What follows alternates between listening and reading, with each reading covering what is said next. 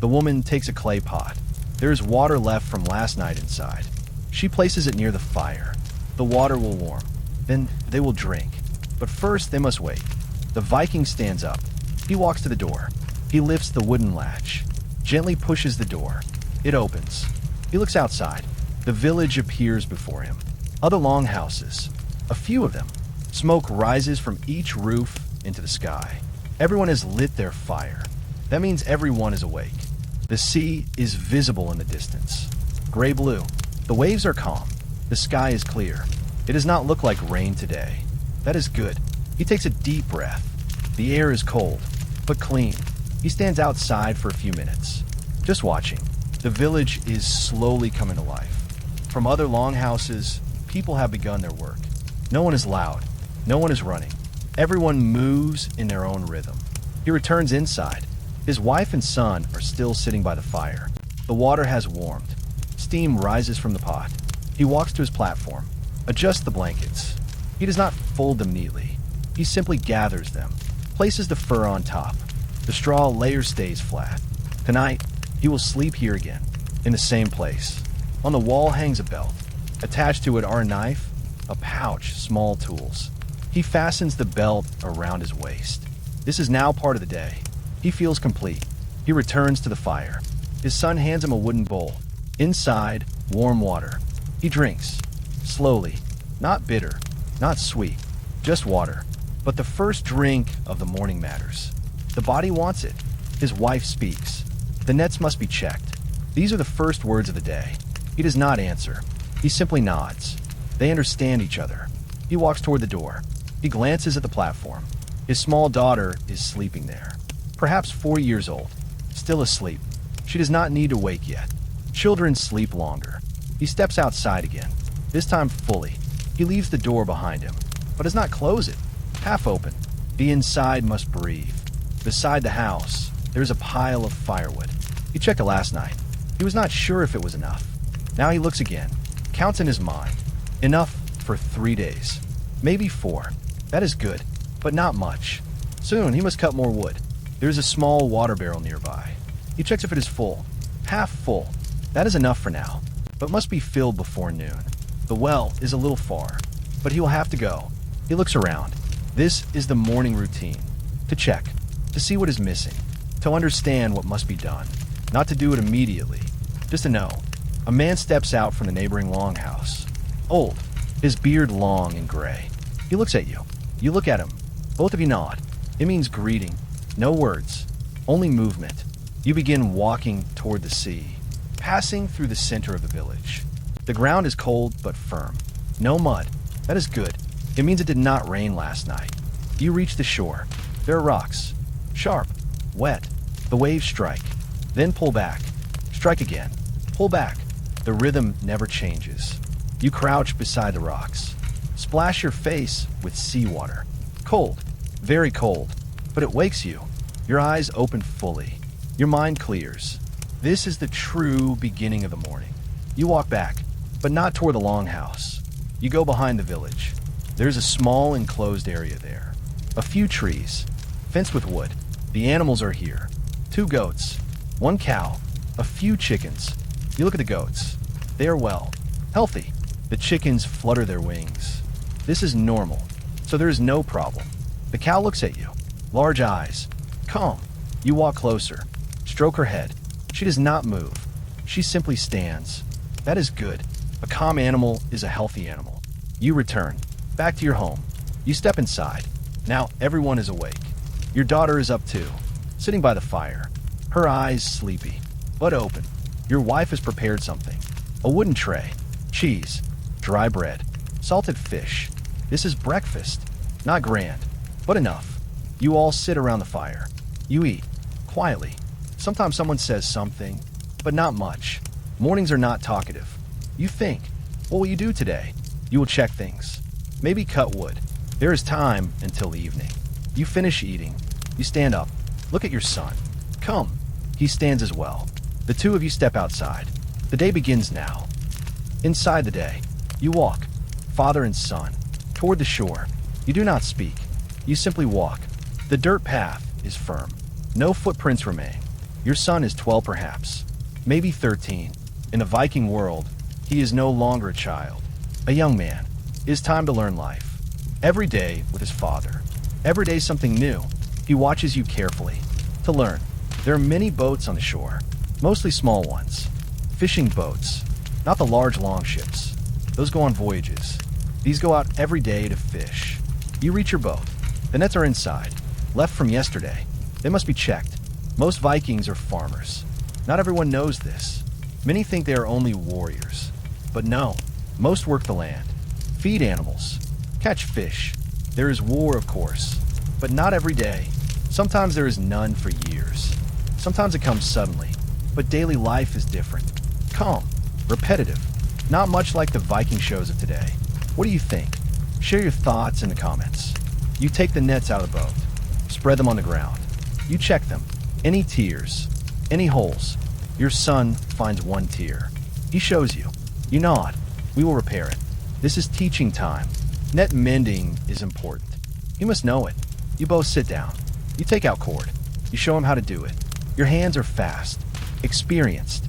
He watches. Then he tries. He fails the first time. That is normal. He tries again. Better this time. The sun has risen higher. Not warm, but bright now. Morning is nearly over. Close to midday. Other boats are moving out to sea. People are working. No one is lazy. The lazy go hungry. The north does not forgive. You repair the nets. Half an hour perhaps. Maybe more. There is no clock. No hour. You look at the sun. It tells the time. Finished, you say. You place the net back into the boat. Tomorrow you will sail out. You will fish. If you catch fish, good. If not, a problem. But usually you catch. You are experienced. You walk back. Not to the longhouse, but to the center of the village. There's a wide open space there. Flat ground. This is the gathering place. Also the marketplace. Today is not market day, but sometimes people meet here. Talk, trade, exchange goods. The Vikings have money, but it is not common.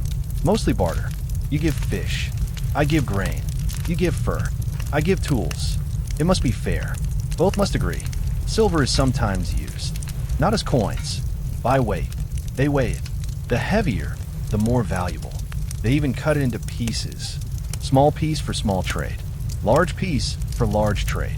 But most of the time, barter is easier. Safer. Everyone knows what they have.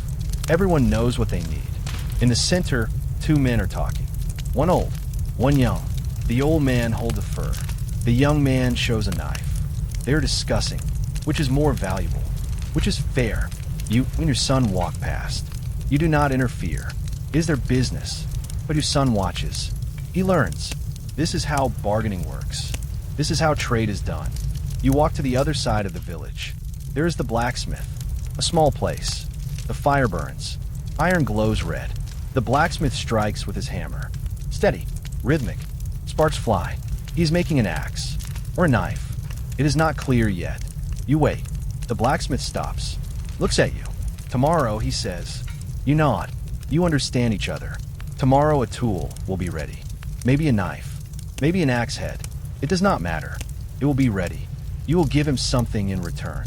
Maybe fish. Maybe grain. Maybe 2 days of help. You have not spoken of it yet. But you will. Among Vikings, a word matters. If you give your word, you keep it. If you do not, no one trusts you. The sun is at its highest point. It is noon. You walk back to the longhouse. You are hungry. You have worked since morning. It is time to eat. You step inside. Your wife has prepared the meal. There is soup, vegetables, and meat. There is bread. There is cheese. Simple, but filling. You eat, as a family, by the fire. Your daughter speaks. She talks about the chickens. She found an egg. She is happy. Everyone listens. Everyone smiles. The midday meal does not last long, but it is not rushed either. This is the time to rest. The body gathers strength. The evening is still ahead. Afternoon, order in the village. After the meal, you step outside. One of the village elders approaches. An old man. Respected. There will be a thing tonight, he says. You nod. You already know. Thing means assembly. The men of the village gather. They speak. They make decisions. Not everywhere do Vikings have a king. Villages govern themselves. They are free.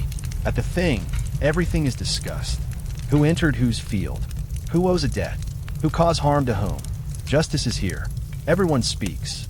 Everyone is heard. Then a decision is made. The decision is made by all, not by one man. A shared judgment. What the majority says becomes law. Is it fair? Usually yes. Sometimes no. But this is their system. For serious crimes, the punishment is heavy. Murder, theft, betrayal. These are not forgiven. You may be exiled, or you may pay. Blood money. You give silver to the family. Much silver. It may save your life. But there are smaller matters too. Two neighbors argued. A goat escaped. It ate from another man's field. This is also spoken of at the thing. Easier to solve. They speak. They agree. It ends. You think. What will be discussed tonight? You do not know, but you will go. You must go. If you do not attend, you lose your voice. Among Vikings, a voice matters. Your son asks, "Can I come too?" No, you say, "Not yet. In a few years. When he grows older, he will join the thing. Perhaps at 16, maybe 17. Then he will be considered a full man. Then his voice will be heard. Now it is afternoon. There is still work to do. Wood must be cut. You take the axe. You walk to the edge of the forest. Alone. Among the trees, it is quiet. The axe strikes. Steady. You cut one tree. Small. Young. You do not touch the old trees. They are sacred. They are respected. You split the wood. You carry it. Back to the longhouse. You add it to the pile. Now it is enough for 4 days. Maybe 5. Better. The sun begins to lower. Shadows grow longer. Afternoon fades. Evening approaches. The sun is sinking. The sky turns orange and red. Northern evenings are like this. Long. Slow. The light feels endless. But in the end, it fades. You return to the longhouse.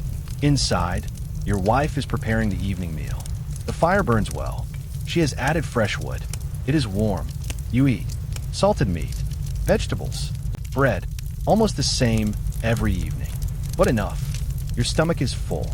Your body grows calm. After the meal, you do not speak much. The day has been long. Your hands are tired. Your body heavy. But it is a good tiredness. The tiredness of work. I'm going to the thing, you say. Your wife nods. She already knows. Your daughter looks at you. She wants to ask, but she does not. She knows she cannot go. She is still small. Women do not attend the thing. It is a gathering of men. You step outside. The air has grown cooler, but not cold. You breathe in deeply. The evening air is clean. Cool. It feels good. You walk to the center of the village. Men are already gathered there. 15 perhaps. Maybe 20. All men. All from the village. A fire burns in the middle. Large. They sit around it. In a circle. This way, everyone sees everyone. Fair. The old man speaks. He leads the thing tonight. It can be different each time, but usually the elders. The experienced ones. The respected ones. There are 2 matters, he says. First, Bjorn's cow entered Eric's field. It caused damage. Second, shall a new storage house be built? Let us decide. Bjorn slowly stands. He speaks. My cow escaped. I did not mean it. I was repairing the fence. I did not notice. I apologize to Eric. I will compensate him. Eric stands. My field was damaged. Half the crop is gone. Winter is coming. My family may go hungry. Silence. Everyone thinks. You think as well. What is fair? Both men are right. Bjorn did not do it on purpose. But Eric suffered loss. Another man speaks. Bjorn, give Eric 2 goats. That would be fair. Do not give the cow. Goats are enough. Bjorn thinks. 2 goats are much, but acceptable. 1 goat, he says. And help. I will work in his field for 2 days. Eric thinks. Is this acceptable? He looks at the others. They nod. It seems fair. Agreed, says Eric. The first matter is finished. It was easy. Most men like this. People agree. They do not want conflict. Winter is near. It is not good to be enemies. The second matter, the storage house. Winter will be harsh, says the elder. There is not much grain. We need storage. But who will build it? Who will work? The discussion begins. Long. Everyone speaks. Everyone has an opinion. You listen. You do not speak yet. It is not your turn. One says, everyone should work 3 days. Another says, "Not enough. 5 days." A third says, "Then my field will be neglected." The debate does not grow angry, but it continues. Vikings argue like this. Voices do not rise. No one shouts, but everyone speaks. Everyone is heard. At last, a decision. Everyone will work 4 days. The storage house will be finished in 3 weeks. Fair. All agree. The thing ends. But they do not leave at once. They sit by the fire. They talk. No longer about duty. Just conversation. What happened during the day? Was fish caught? What will the weather bring? You listen. You speak little. You are tired. The day was long. You have been on your feet since morning. Your body wants rest. After half an hour, you stand. "Good night," you say. The others say the same. They slowly disperse. You walk back to the longhouse. Darkness has fallen. Not complete darkness. A gray-blue night. The northern night has just begun. The end of the Viking night. Now the night deepens. Your breathing becomes steady. The sound of wind against the roof is constant. The sound of waves is constant. These sounds never stop. You know this. So you do not search for silence. You do not expect silence. The fire slowly fades. No one rises. No one feeds it again. Because at midnight, the fire is not rebuilt. The embers are enough. They will last until morning. You learn this from experience. Your father taught you. His father taught him. The house begins to cool, but you're not cold. The fur is heavy. The wool blanket thick. Your clothes remain on you. Your body is prepared. The night is not a stranger to you. After a while, you will wake. In the middle of the night. Maybe a little later. Maybe a little sooner. It does not matter. Everyone wakes once. This is normal. You do not panic. You do not fear. You simply sit, look into the darkness, then lie down again. The second sleep comes. Deeper, longer. When the children moves. A soft sound. You hear it, but you do not open your eyes. There is no danger. Only night. Only movement. Every night is like this. Every night the same. Your wife's breathing is steady. The children's breathing is steady. The rhythm of the house is steady. You join that rhythm. Slowly. Without resistance. Your thoughts drift away. Tomorrow the sea. Tomorrow the fish. Tomorrow the blacksmith. But now these are distant. Very distant. There is only the roof. Only darkness. Only sleep. The northern night is long. You love this. Because a long night means long rest. The day is hard. The sea is hard. The land is hard. But the night is easy. The night is only waiting. You do not struggle. You do not wonder if sleep will come. Sleep is already coming. Slow but certain. Like a wave. First the feet. Then the hands. Then the chest. Then the head. Now there is only breath. Only darkness. Only home. The seagulls are silent. The waves continue. The same sound. The same rhythm. You are asleep. Not deep yet, but asleep. Tomorrow you will wake. The sun will rise. The night will end. But now it is night. Now there is only night. And night is enough. If your eyes have grown heavy while listening, that is right. Because you too can sleep like this. Without struggle. Without questions. Simply by letting go. Now you can let go as well. Let the night continue at its own pace. There is nothing else you need to do. Good night. Hello. Welcome to the Sleep History Channel. Today, I am taking you to one of the long and silent northern nights. A day in a Viking village. When you open your eyes, you see the roof. Darkened wooden beams. Thatch covering. The same view every morning. It brings comfort to your heart. The wool blanket over you is heavy. The fur and leather are warm. You remain still for a moment, just listening. Inside the longhouse, you hear the breathing of others. Your family is still asleep. From outside, the sound of seagulls drifts in. The sound of waves. The sea is always there. Slowly you sit up. You do not lean back. You bend slightly forward and wait. Hands resting on your knees. Your head slightly lowered. This is how mornings begin. Your body wakes up, but there is no reason to hurry. The day may be short. Perhaps the mind is calmer this way. What do you think? Let me know in the comments. You look around the longhouse. In the center, the fire pit. The embers are still warm. On both sides, people are still sleeping. The night is not completely gone yet. The sun has only just begun its quiet battle with the darkness. You stand up and walk slowly. Your bare feet touch the cold earth. Cool, but familiar. Every morning is like this. You walk toward the fire, silently. Try not to wake anyone. In a longhouse, every sound carries. So you're careful. You kneel by the fire. You look at the embers. There's a pile of wood beside you. You take a small piece. Place it gently over the embers. You wait. You do not rush. The fire slowly begins to catch. You add another small piece. You stretch your hands toward the warmth. They begin to heat up. Fingers that cooled during the night slowly warm again. It feels good, but you do not move too close. Behind you, you hear a soft movement. You turn your head. Your son is awake. He sits on the platform, in the same position, leaning forward, hands on his knees, looking at you. You do not speak. You simply look at each other. This is how mornings begin, in silence. Then he stands, walks to the fire, and sits beside you. Two men now sit by the fire. You do not speak. You simply warm yourselves. Outside, the light grows stronger. It is no longer gray. Soft blue tones fill the air. You look toward the door of the longhouse. Thick wood, still closed, but it will open soon. Not yet. First, everyone must wake. The fire must burn stronger. Behind you, you hear a woman move. Your wife is awake. She does not say good morning. She simply comes to the fire, sits beside you. Now there are three of you, still silent.